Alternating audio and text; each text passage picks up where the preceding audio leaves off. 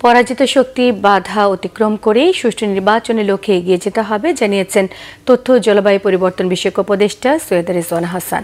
সকালে সিলেট প্রেস ক্লাবে পিআইবি আয়োজিত নির্বাচন বিষয়ক প্রশিক্ষণের উদ্বোধন শেষে তিনি এসব কথা বলেন।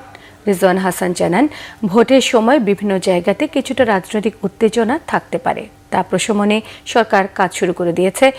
উপদেষ্টা জানান, গণ অভ্যুত্থানের মধ্য দিয়ে অপশক্তিকে প্রতিহত করা হয়েছে, বাকি চ্যালেঞ্জগুলিও সরকার মোকাবেলা করতে পারবেন।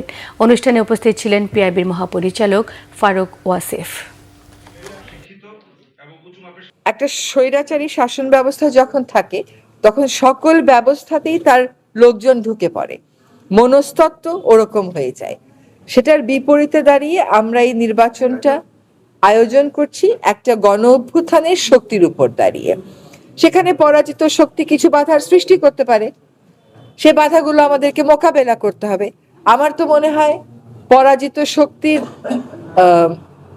পক্ষে কোনো রকমেরই জনমত নেই। যেখানে কোনো রকমেরই জনমত না থাকে সেইখানে চ্যালেঞ্জগুলো জনগণকে সাথে নিয়ে আমরা মোকাবেলা করতে পারবো।